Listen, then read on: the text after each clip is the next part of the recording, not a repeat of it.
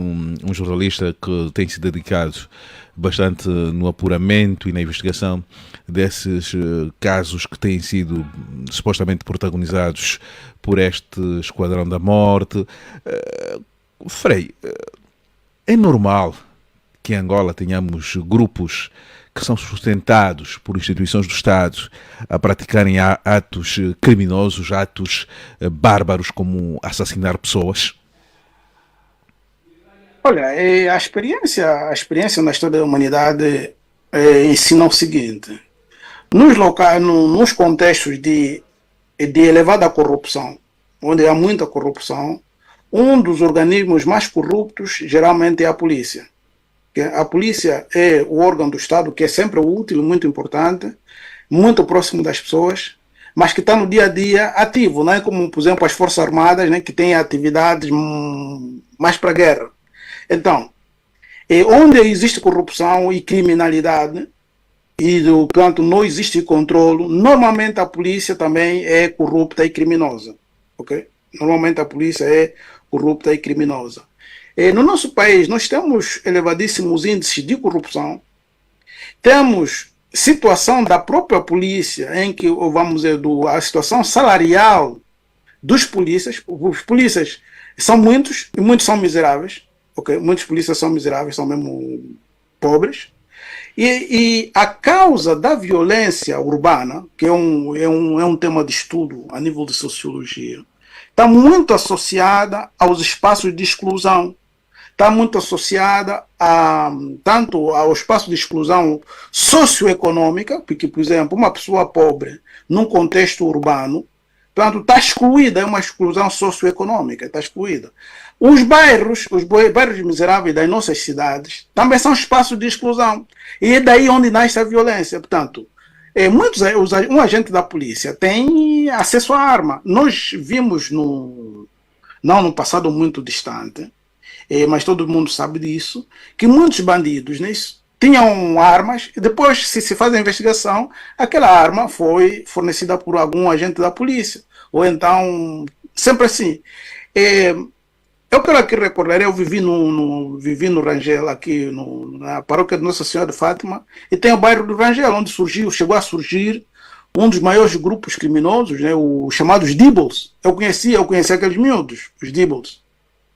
E que foram eliminados sucessivamente, foram assassinados. E eu lembro-me, portanto, é coisa já passada, que o pai de um daqueles miúdos, esse miúdo estava fora da província, quando veio, o senhor pediu, portanto, ele pediu que o filho viesse e se apresentasse, mas pediu que se apresentasse em frente da igreja, porque tinha certeza que se fosse em outro sítio, seria imediatamente abatido. Claro, o jovem não se safou, acabou sendo abatido. O que quer dizer que nós temos, efetivamente, alguma coisa que mata, né, dentro da estrutura do nosso Estado. E quando, por exemplo, não existe uma imprensa independente, não existem detetives privados, portanto, não existe uma investigação paralela privada, e tudo é controlado, fica muito complicado por chegar à verdade. E esses grupos depois atuam indiscriminadamente. Muitas vezes nós criticamos lá o João Lourenço e companhia, mas essas pessoas chegaram a tal nível de criminalidade, não é isso? Que têm iniciativas próprias. Há uma suspeita, eu não sei se aí alguém consegue confirmar. No dia que morreu o professor, o que foi morto, atualmente o professor Laurindo Vieira. Também parece-me que foi demitido o comandante de uma unidade policial daqueles lados. Conseguem verificar? Alguém conseguiu? Ainda não conseguiu verificar essa notícia. Parece que um comandante da polícia daquele lado foi demitido. E o comandante de Talatona, mas foi exonerado já há um bom tempo. No dia 29 de dezembro. Foi antes. Foi muito antes, sim. Sim. Houve ali exonerações, movimentações em massa que o presidente fez à margem daquela reunião de dezembro do Conselho de Segurança. Sim, mas em todo caso, o que é que nós temos que ver é que o SIC está sempre associado a alguns assassinatos. Esse que o Gama disse. Estamos a falar dos mais recentes, por exemplo, aqueles de Cacoaco, de Viana, ok? Em Viana, por exemplo, nós que andamos nos bairros à toa, as pessoas sabem, a população sabe que o SIC mata pessoas. Infelizmente. Que deve ser um organismo de investigação criminal, mas o que se sabe é que se está a chegar SIC, você corre o risco de ser morto. Ou seja, o nome do SIC está associado à morte. Não é um organismo de investigação criminal como devia ser. É aquilo dá medo que matam. É isso. Essa pelo menos é a percepção das pessoas com que eu mais ou menos lido ou comunico ou então encontro quando estou em Angola. Só para uma brincadeira, né? Se alguém ligou para mim, né? Se alguém ligou para mim, Frei, viste aí a morte do professor? É melhor não vir. Já começaram a amedrontar o Frei. Sim. Não, mas quer dizer que a pessoa que teve essa preocupação de ligar para mim, com certeza pensa que aquela morte foi encomendada, não foi de bandidos, não é isso? Eu não sei se estou a interpretar mal.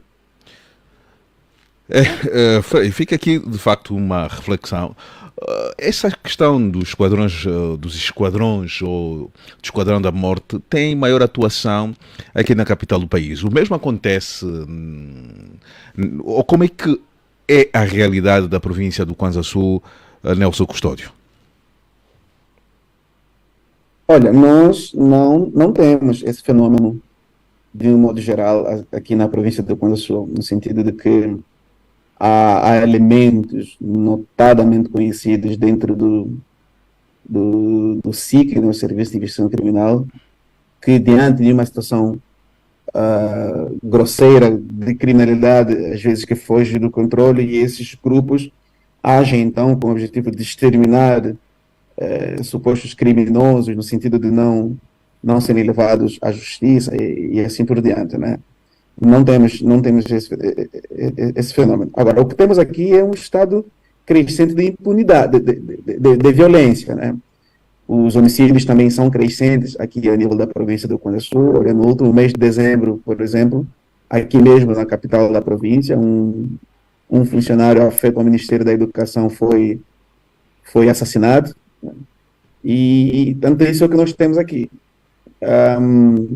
Lembram-se daquele caso que teve que ver com o procurador da República aqui na província do Kwanza Sul também, que foi assassinado na Marginal do Sumbe e assim por diante. Então isso é o que nós temos. Agora, a resposta que a polícia vai dando é uma resposta não no sentido de linchamento.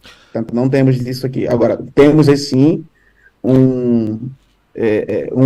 violações em termos de um agir desproporcional da polícia diante de situações, muitas das vezes, sobretudo agora porque temos aqui a polícia de investigação, a polícia de intervenção rápida, né? Temos uma unidade da polícia de intervenção rápida aqui na cidade capital, e vezes há que o modus operandi dessa força policial é desequilibrado, é desproporcional, às vezes, a forma como deveria responder a uma situação pontual que esteja acontecendo. Portanto, esses são os fenômenos que nós temos aqui neste sentido. Não há sinais nem indícios de haver o Esquadrão da Morte. A mesma pergunta é extensiva para o Chipilique Eduardo. Chipilique Eduardo, qual é a realidade de Bengala? Pronto, nós temos aqui uma realidade virada para chamados grupos de interesses, aqui com as respectivas aspas. E estes grupos estão instalados em várias instituições, sobretudo a nível do próprio partido no poder.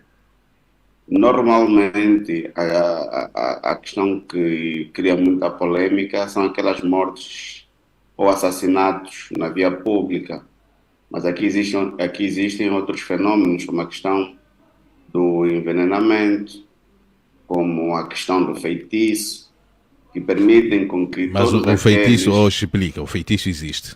Não. É bíblico isso, o Frei depois vai dizer mais sobre isso. Mas tem mesmo Ficaram de eficiência? fora Tem mesmo os eficiência cães, isso? toda. Tem mesmo eficiência? A Bíblia fala que esses ficarão de fora. Obviamente que, olhando para a fé, cada um pode entender se existe, se é que existe ou não o feitiço. Mas a fé depois pode falar sobre Então, isso. a prática em Benguela, o Esquadrão da Morte atua também através de forças ocultas, é isso que quer dizer? Exatamente, estamos a dizer isso. Não, e isto está instalado, não é, tal como disse o Dr. Custódio, não é uma situação assim muito visível em relação a grupos concretos para eliminar determinadas pessoas. Mas há uma estrutura paralela dentro de vários órgãos que vão procurando sempre eliminar todos aqueles que podem ameaçar ou alcançar o poder, ou o cargo, a função de determinadas pessoas. Agora, dentro da própria polícia, há também aquele, agora já reduziu substancialmente, em relação àqueles operativos que tinham a missão de eliminar, com as respectivas aspas, todos, normalmente, e assim fazem, é para aquele grupo de delinquentes, diríamos, incorrigíveis. E normalmente a polícia atuava já há alguns anos. Mas esses delinquentes incorrigíveis incorrigíveis são mortos por esse Esquadrão da Morte. Então, em poucas palavras, quer dizer que também. Muito amassada, aqui muito trabalho. Agora, Então a forma mais eficaz que durante alguns anos o método que foi utilizado foi isso, era eliminar essas pessoas. Aliás, esse é o mesmo exemplo que se refere ali em relação aos delinquentes em Luanda. O modelo foi mais ou menos esse. Todos aqueles delinquentes que davam muita amassada à Polícia Nacional, os operativos tinham a missão de eliminá-los. E a nível das comunidades dos bairros, como disse o Frei, isto é comum, é uma conversa do dia a dia. E reparem que a comunidade sabe que o fulano tal foi assassinado pela polícia porque estava a dar muito trabalho. Vai para a unidade, é detido, é preso, é condenado para regressar. Agora, é diferente da abordagem que queremos fazer de Esquadrão da Morte relacionado àqueles indivíduos que se opõem ao regime, se opõem ao sistema, que têm opinião própria. Então, são dois aspectos diferenciados. Por um lado, era a eliminação daqueles delinquentes incorrigíveis, e por outro lado, se esse queremos analisar, se existe um Esquadrão da Morte que tem a missão de eliminar todos aqueles que se opõem ao regime, de forma... Desculpa aí intervir aí na exposição do Chipilica.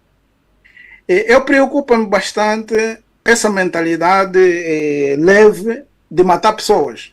Okay? Nesse momento, no nosso país, matar pessoa é coisa leve. Normal, né? Por exemplo, banalização da vida. Começou em Luanda, atenção, começou em Luanda este fenômeno já naquele tempo, logo depois da fim da guerra. Bastava dizer uma pessoa gatuno, pronto, fogo em cima da pessoa. E esse fenômeno voltou. Começou em Luanda, agora já está aí para outras províncias. Okay? Já está para Benguela, Catubela. Sim. Porque os primeiros casos vimos em Luanda, depois vimos em Benguela, Lubito. O Ambo ainda nem tenho muita certeza, mas Benguela tenho já certeza desses casos. E aqui, qual é o grande problema? Quando a comunidade, por exemplo, a nossa comunidade sabe que a polícia mata, e as pessoas também matam, okay? Porque basta dizer que gatuno matam, metem fósforo, viva. Okay? Reparem essa barbaridade. Isso mostra o sinal de uma sociedade decaída, moralmente morta. Okay? Sobretudo que se mata a pessoa e depois não é notícia, não é tema de debate, não é tema, ninguém condena, o governo não faz nada. E então, essa banalização da vida humana, okay? E com a simples fato de dizer que é para gatuno, matamos. Okay? É gatuno, acabou. Reparem, nas cenas participam adultos até crianças. Ok. Isto é um grande perigo para a nossa sociedade. Porque nós estamos a passar, quer dizer, ultrapassamos o limite o limite máximo que é aquilo que a moral devia tolerar. Mas, Frei, como é que a sociedade devia reagir? Né? A pergunta que se coloca em função deste apelo e dessa descrição e desta avaliação que faz da existência ou da normalização da morte, qual deveria ser a atitude recomendável para a sociedade? Olha, eu nem olho para a sociedade, eu olho para quem tem responsabilidade. E quem tem a responsabilidade? Quer dizer, quem tem responsabilidade na sociedade, para falar dos líderes políticos, dos líderes religiosos, porque todos nós, não é isso? Vemos isso e calamos. Dos líderes religiosos, de todas as pessoas que podem influenciar o processo, não é isso? É despertarem, porque aqui é o fracasso do Estado. O Estado é constituído para proteger os seus cidadãos. Não importa. Ok? As comunidades, eu tenho a sorte de ter crescido no Quimbo, no fundo do Quimbo, não é isso? Eu comecei a falar português só quando já tinha 12 anos. Eu sempre falei umbundo e nhaneca só. Aprendi as primeiras coisas de matemática, aprendi em umbundo. Nas nossas comunidades tradicionais, uma das mortes que não se aceita, por exemplo, falar do assassinato já não se fala. Por exemplo, uma pessoa enforcar-se, como chama isso? O suicídio.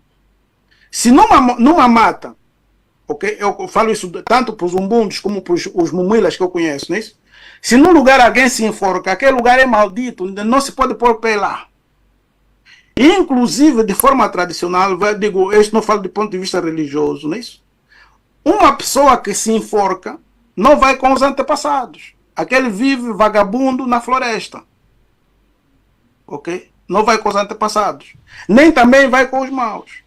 É um ser vagabundo. É uma espécie de maldição. No nossas comunidades, sempre falo nas comunidades tradicionais, se dizer que alguém foi assassinado, pronto, é um problema grave. É um problema da comunidade. Quer dizer, porque ninguém pode ser morto assassinado. Eu estou a falar, por exemplo, no fim do mês de dezembro, uns meus 2 sobrinhos lá na Chibia foram nadar e veio uma água, carregou os camaradas mortos. Até hoje, não é isso? Quer dizer, morrer por afogamento é tipo uma espécie de maldição. A minha família está preocupada. O que é que aconteceu? Isso para quer dizer que o governo, o primeiro governo, não deve aceitar a morte de ninguém. Ninguém pode fazer justiça por mãos próprias. Isso também mas quer dizer, quando se é o Estado, nesse caso estamos a olhar para o Estado. O Estado é que está a praticar esses atos, Frei.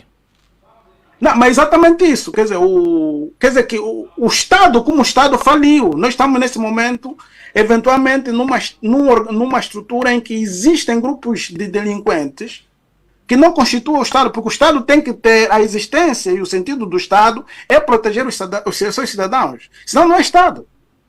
Ok? Ok. José Gama. Não, eu quero terminar aqui, que este assunto da morte das pessoas, em Angola não se pode, por exemplo, quando alguém morre, ou quando alguém é morto, deve-se fazer um esforço grande para que se esclareça a morte e aquelas pessoas reais, e está aqui voltamos ao caso do professor, sejam responsabilizadas e, digamos, a sociedade saiba que a verdade é esta. Não se façam essas exibições idiotas, porque aquilo está a nos fazer papel de idiotas para ver outros idiotas que estão a ser exibidos, não é isso? Não podemos continuar a aceitar esses papéis, porque todos nós podemos ser vítimas de qualquer coisa. Todos nós podemos ser mortos. Eu sempre lidei com bandidos, atenção, eu vou dizer isso, eu sempre lidei com bandidos. Por exemplo, eu vivia aí em Fátima, na paróquia de Fátima. Quem vai para Fátima tem uma vala aí, e tem a antiga, tem a ponte nova, antigamente era uma ponte aí, onde viviam delinquentes. Viviam delinquentes na feira popular. Não, na Macambira tinha um grupo lá embaixo, naquela vala. Mas quando vinha essa ponte junto a unidade policial. A unidade operativa? A unidade operativa. Okay. Eu explico, eu conhecia todos aqueles grupos. Debaixo daquela unidade da unidade operativa vivia aqueles delinquentes que se drogavam e não eram corrigíveis. Então eram rejeitados pelos outros. Dentro da feira popular atuavam grupos que eram mais ou menos civilizados porque tinham apoios de polícias e coisas. Quem descia, perto mesmo de Fátima, vivia outro grupo. Atuava outro grupo. Para lá, para a Cidadela, atuava outro grupo. Eu conhecia esses miúdos todos. Eu entrava na vala, lá para falar com os miúdos, às 23 horas, sentava com eles. Ok.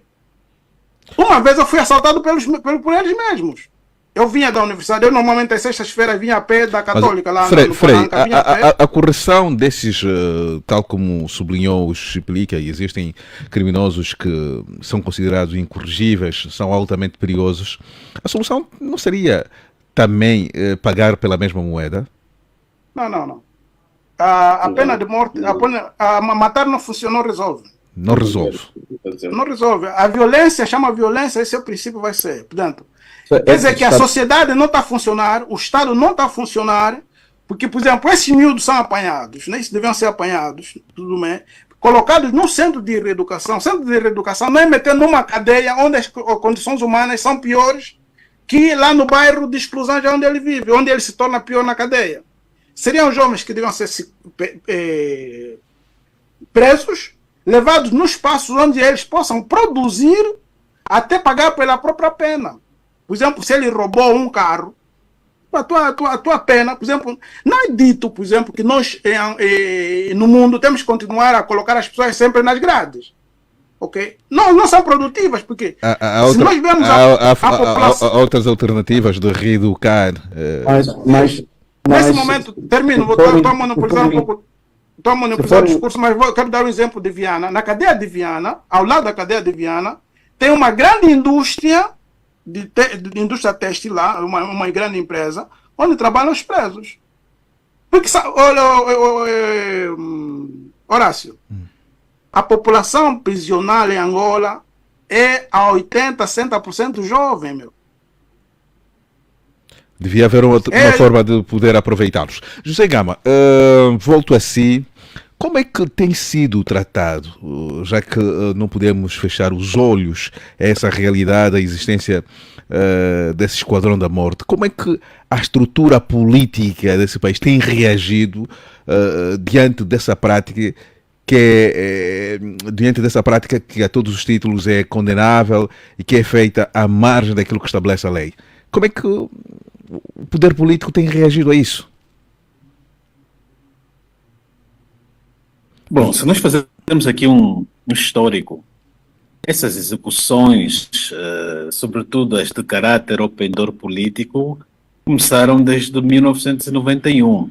Nós tivemos, logo após os acordos de Bicessa ou antes das eleições, houve um elemento, Lourenço Macanga, que na altura foi o secretário provincial da UNITA de Malães e secretário-geral adjunto deste partido, que foi morto em circunstâncias desconhecidas até hoje. Ele saía de Luanda a caminho de Malães e foi executado. Tivemos um caso do antigo comandante da polícia de Luanda, Adão da Silva. Foi o indivíduo que em 92 ou 91 desertou, abandonou a polícia para se juntar à UNITA e tornou-se até candidato a deputado naquelas eleições e fez-se eleger. E o Adão da Silva foi morto em 95, depois dos acordos de Lusaka. Estava no parque do aeroporto e foi rasgado a metralhadora, num dia até que chegava o antigo secretário-geral das Nações Unidas. Outros galhos. Tivemos o caso do Ricardo de Melo, tivemos o caso do Fulumpinga, e o que se verificou é que a comunidade política provavelmente percebeu que eram crimes políticos e ficou no silêncio. Por que crimes políticos? Porque a forma como vê, quando as autoridades não mostram importância, não se aplicam em prestar esclarecimento algum, é porque aquele crime deve ter tido as mãos do próprio Estado. Vemos aqui este crime recente do professor Laurindo, pelo menos houve uma preocupação. Também, pronto, estamos num outro contexto, que é as redes sociais, que hoje se tornaram também um instrumento de pressão, mesmo que o governo não reagir, pelo menos as pessoas, cada um escreve um texto, põe no ar ou fotografias e consegue criar um estado de opinião. Mas antigamente isto não acontecia, os casos morriam mesmo assim. Mesmo até agora, nos crimes que podemos assim dizer que têm ou são suspeitas de haver crimes, serem crimes políticos, pelo menos aquele vimos o da sede do MPLA no município do Benfica. Até hoje as autoridades não apresentaram o bandido ou alguém que fez aquilo. Tentaram nos iludir que era o Luther King, que fez ali uma mobilização, que terá instigado, mas até hoje não apresentaram ninguém. Não apresentaram ninguém, qual é a conclusão que se chega? Que aquilo, como se diz, fogo amigo. Poderá ter sido as próprias autoridades a colocarem fogo na sede do MPLA e um dia antes tiraram tudo o que é material importante, tiraram as cadeiras, vaziaram aquilo e depois queimaram, que era para quê? Para criar um ambiente para aterrorizar e desenhar uma imagem de terror à UNITA, né? Dar a entender que aquilo foi incentivado por um militante da UNITA e para o regime depois se apresentar como de recordar vítima. De recordar que o porta-voz da polícia naquele dia chegou a dizer nomes, né, que iam apresentar e não apresentaram ninguém. E outra coisa, naquela queima da sede do MPLA no Benfica, há filmagens. O que quer dizer que tinham toda a liberdade, a polícia, quem queria investigar, tinha toda a liberdade e possibilidade de ir encontrar quem estava a levar aquelas cadeiras para o fogo, quem estava a levar as coisas para casa, mas ninguém investigou. Porque o rosto das aquilo aconteceu perto, num perímetro, perto mesmo de uma esquadra da polícia. Até hoje as autoridades. Quer dizer que as autoridades, se for o caso, se essa a hipótese que estamos aqui a levantar de ser um crime provocado pelas próprias autoridades, quer dizer que até hoje não se demitiram de fazer estes tipos de ações contra os seus adversários políticos. Mas, Gama, com tudo isso podemos concluir que essas brigadas têm suporte do Estado, das instituições do Estado, face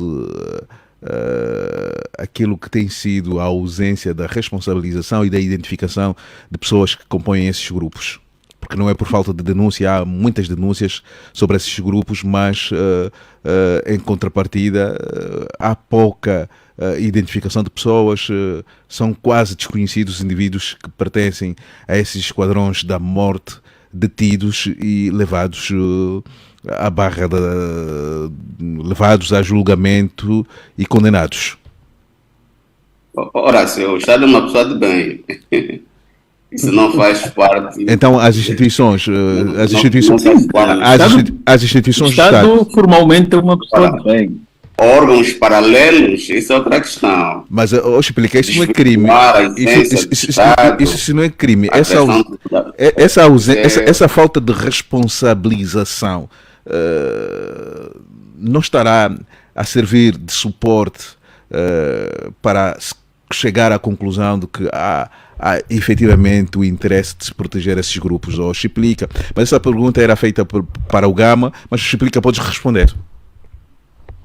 Sim, o que acontece é aquilo que nós falamos há pouco tempo. A questão também da impunidade, do descrédito às instituições. Nós chegamos, e o Frei estava a se referir muito bem a isso, chegamos num nível em que não acreditamos mais nas instituições.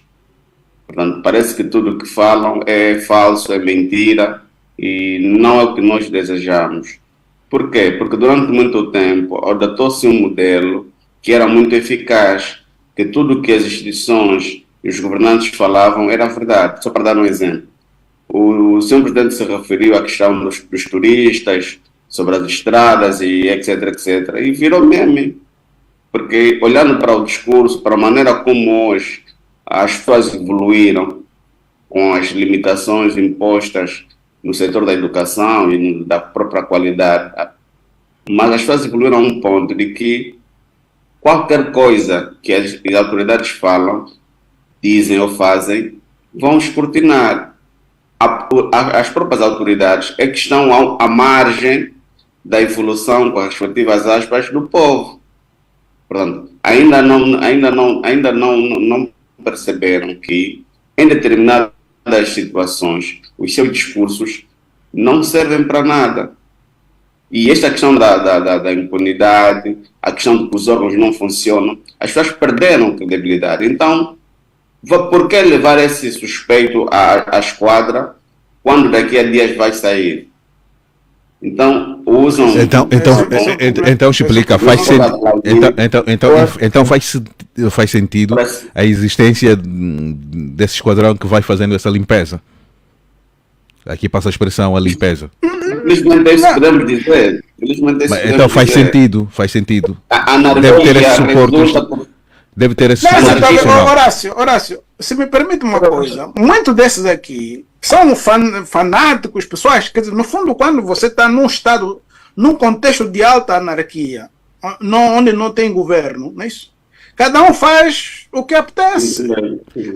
Porque no nosso país, por exemplo, o clima de arrogância, quem tem poder em Angola é altamente arrogante, se acha dono e que pode fazer tudo. Sobretudo aqueles que têm armas. Sim. Mas, peraí, eu acho que talvez não seja, no meu ponto de vista, não acho que seja essa cultura da arrogância. Eu acho que é mais uma cultura mesmo institucional que foi instalada no nosso país, de um modo geral, em que se encoraja a prática, determinadas práticas ilegais acontecem dentro da polícia e isso vai sendo encarado como uma questão normal, né? Atenção, não é só dentro da polícia, porque quando é assim, quando a gente diz que prática ilegal, a gente está a aliviar, aqui estamos a falar de barbaridades selvagens.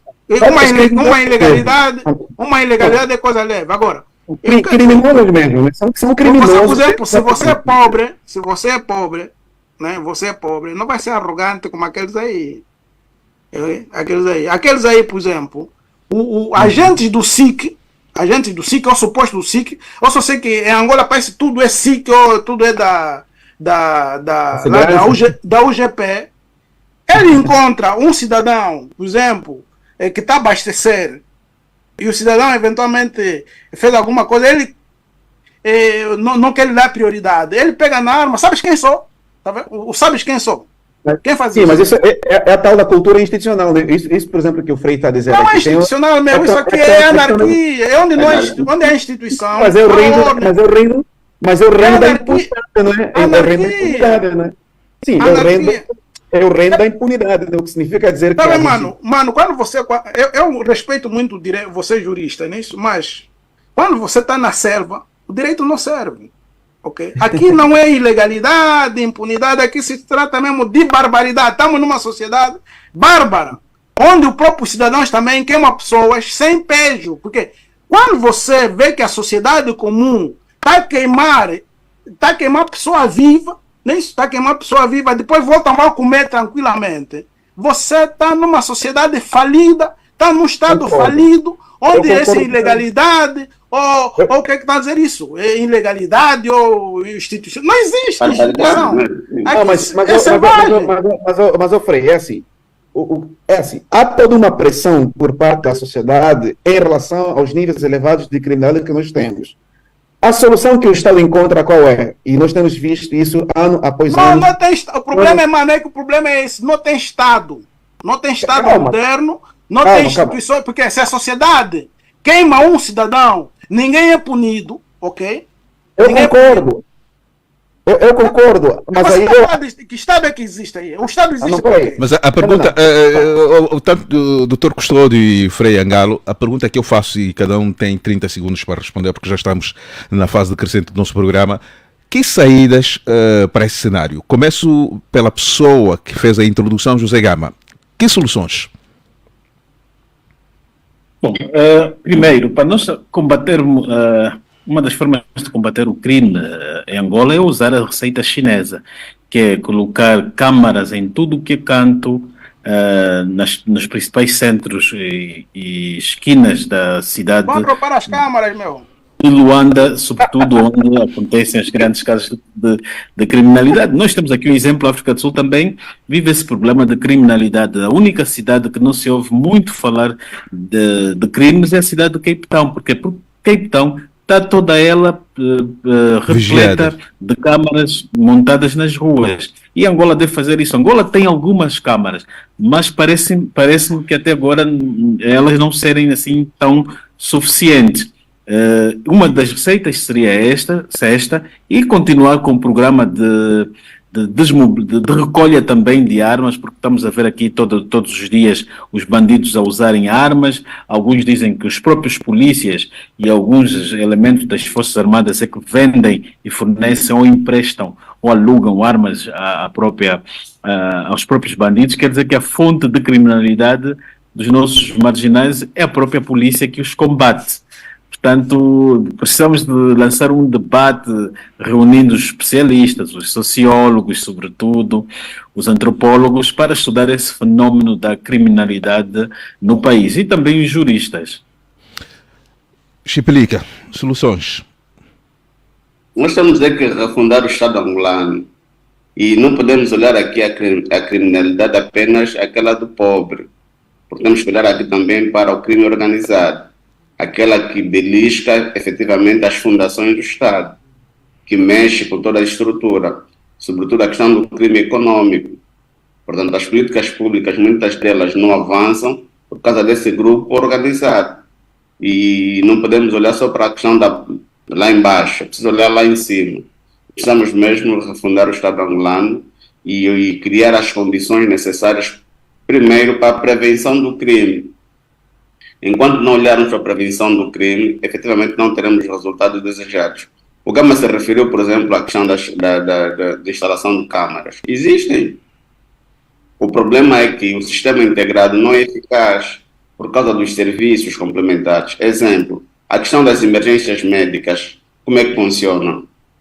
Ainda é preciso esperar o carro que está a vir da localidade de A ao BC para remover alguém que tem algum problema, um acidente ou foi baleado. Qual é a comunicação? Pronto, ainda faltam aprimorar mecanismos que ajudariam não só na colocação das câmeras, que foram se referir um grande avanço efetivamente, mas é necessário que o sistema integrado funcione. Repare, por exemplo, alguém rouba um carro no Lubito e vem a Benguela, estaciona a viatura, semanas e semanas ninguém consegue localizar o carro, mas de Benguela a Lubito existem câmeras. Portanto, não é só instalação, mas é preciso olhar para outros elementos que ajudem, sobretudo na prevenção e depois na questão do combate e na responsabilização das pessoas, porque a impunidade já demonstrou claramente que não ajuda a continuar o crime. Nelson Custódio. Eu quero destacar aqui, assim, quem olhou para as imagens do professor Laurindo estatelado no chão e a gemer, deu-se conta de algo que nós não abordamos aqui, que é o fato de que se os nossos serviços de emergências médicas, os nossos bombeiros, fossem aparelhados de tal maneira que pudessem, em tempo hábil e rápido, prestar socorros a qualquer cidadão nosso, numa circunstância idêntica àquela, talvez nós pudéssemos minimizar aqui, eu diria, riscos fatais de termos pessoas que morrem assim à torta e direita, como nós temos visto. Porque os dados também apontam que, no caso específico do professor Laurindo Vieira, me parece que também houve falta de assistência pontual, porque até ele não foi baleado na cabeça, não foi baleado no coração, não se atingiu um órgão vital a priori. Ao que parece, a bala terá atingido a veia femoral, né? Embora é uma veia que interliga o coração, mas se fosse prestada uma assistência adequada, atempada, talvez isso fosse evitado.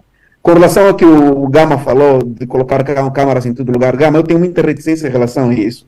A China é um Estado ditatorial, nós conhecemos o problema da China.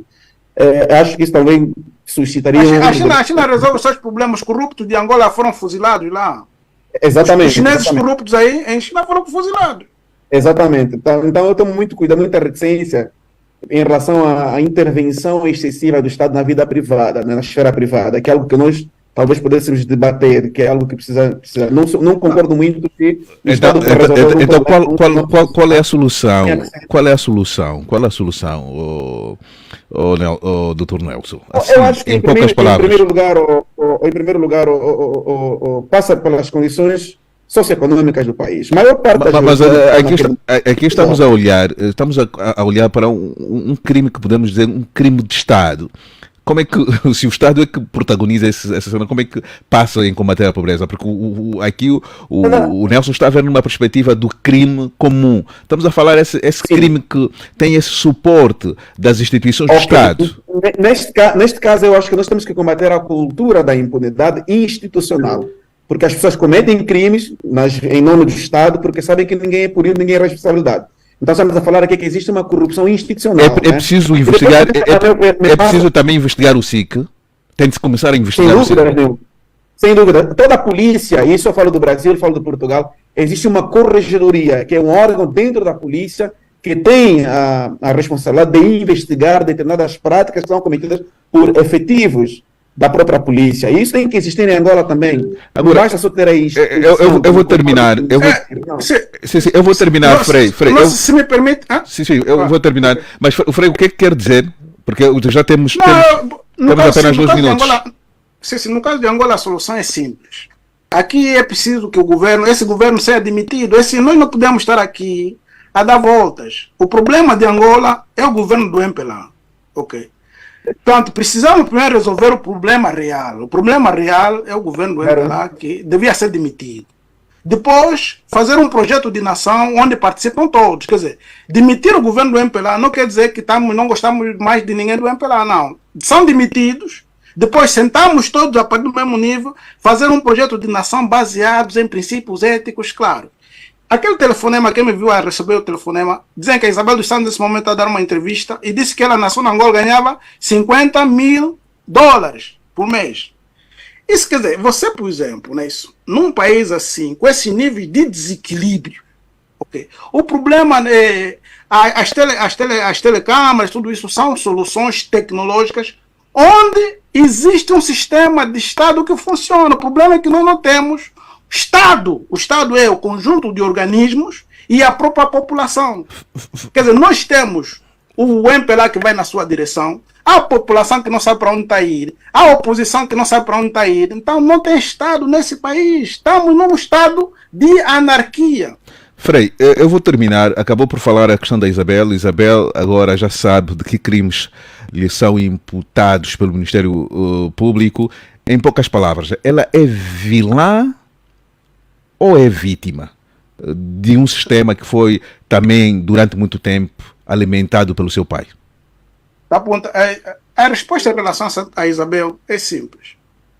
Quando o José Eduardo Santos vivia, o MPLA nos obrigava a amar Isabel dos Santos. Porque temos que amar a Isabel dos Santos. Agora querem que nós odiemos a Isabel dos Santos. Uma e outra coisa não interessa. A mim não interessa nem amar, nem odiar. Aliás, amar talvez, odiar não interessa. A Isabel dos Santos, é uma cidadã angolana. Se tem um crime efetivo que ela cometeu, ok, que demonstra, porque estamos já a perder muito tempo. O dinheiro que eles gastam com esses advogados, eventualmente serviria para construir escolas. Para mim, e eu repito a minha tese, ok, o MPLA não pode combater a corrupção sem colocar em risco a própria existência. Obrigado. Isso é tipo uma serpente que está a engolir a cobra. O MPLA não pode combater a corrupção sem colocar em risco a própria existência. Muito obrigado. O que nós temos que fazer? Isabel dos Santos, José dos Santos, voltem para o país se quiserem. Vamos parar, o governo não serve mais para nada. Vamos parar, vamos começar de zero, vamos começar tudo de zero. Ninguém serve para nada. Ok, muito obrigado. Okay. Explica, 30 segundos mesmo, nada mais que isso. Muito se fala, e a Isabel tem advogado isso, que está sendo injustiçada e fala de um processo político. Por ser processo político, retira a legitimidade dos argumentos de razão do Ministério Público? Processo político como? esse processo da Isabel, ela diz que é um processo político, ela não é corrupta, não cometeu esses crimes, está a ser perseguida. Primeiro, aquela coisa do princípio da presunção de inocência. Portanto, até agora não cometeu nada e ela tem razão de dizer. Quem acusa deve fazer prova sobre isso. Mas a questão que se coloca sobre o caso da engenheira Isabel dos Santos é que, nesta própria zona de Angola, que é considerado o epicentro da corrupção em Angola, existiram outros indivíduos. E estes estão impunes. Isto é que deixa, que choca. Isto é que choca. Agora, se ela terá cometido ou não, isso depois a justiça vai se pronunciar. Mas a questão O problema é qual justiça? O problema é qual justiça, meu? Essa a questão. Qual é a justiça que vai julgar? Nelson Custódio, a nossa justiça garante isenção para que se faça justiça no processo de julgamento da Isabel dos Santos? Não, não garante. Mas nós temos que nos lembrar que este é o país que o pai dela ajudou a formatar, a criar durante 38 anos e que todos nós estamos responsáveis. Não adianta também nós aqui dizermos que a culpa é de José Eduardo dos Santos durante... Não, todos nós somos responsáveis pelo tipo de Estado que o Frei Angalo diz que não existe, né, que nós criamos, né? E, portanto, quem hoje é vítima desse tipo de Estado tem que se lembrar que ontem talvez não foi tão vítima assim, né? E no caso da engenheira Isabel dos Santos, que me parece que é isso. Ela só é vítima de um sistema que ela própria ajudou a criar. Mas é possível garantir, Nelson, é possível garantir um julgamento justo? Com tudo que já se disse. É muito difícil dizer porque resta mais do que claro, tal como o Chiplica acabou de dizer, que a Isabel dos Santos é a ponta do iceberg que dentro desse sistema todo, né? Mas em Angola existem mesmo corruptos. Quem é corrupto em Angola? Assim, se as Isabéis não são corruptas, o governo de João Lourenço não tem corruptos. Os corruptos, então, existe corrupção sem corrupto em Angola? Tranquilo, quem é corrupto em Angola? Se não apanha nenhum. Mas o Frei pode responder essa pergunta. Pois essa aqui é a questão, Frei Angalo, não é? Não, por isso dizer, é melhor só parar, tá, para não ficarmos aqui a brincar de tontos, não é isso? Vamos parar de conversar de coisa. O que não presta é o governo não presta, ok, para. E as outras instituições, tipo o Tribunal Constitucional, outra coisa que não presta, para. O Tribunal Supremo está lá também uma brincadeira, para. Vamos começar a dizer. José Gama, essa seria a solução. José Gama, é possível, com tudo o que já se disse sobre a Isabel, haver justiça em todo esse processo em volta desta personalidade que é de resto a primogênita de José Eduardo dos Santos? Primeiro, seria possível, mas aquilo que o Chiplica já disse, o que está a acontecer é há uma pressão política à volta da PGR. A PGR tem estado a fazer pronunciamentos de fórum político à volta deste assunto, a fazer promessas, e sempre que há alguma pressão social, a PGR depois vem procurar entregar a Isabel dos Santos como se fosse um troféu. Agora, neste processo, hoje, este é um processo que vai ser um pouco complexo, porque de todos os elementos que foram constituídos, arguídos ali, estão todos incontactáveis. Então, todos eles são portugueses. Só Isabel é a única angolana. Nós estamos a ver como é que esse processo agora vai terminar. Meus amigos, José Gama, Frei Angalo, Chiplica Eduardo, doutor Custódio, Nelson Custódio, muito obrigado.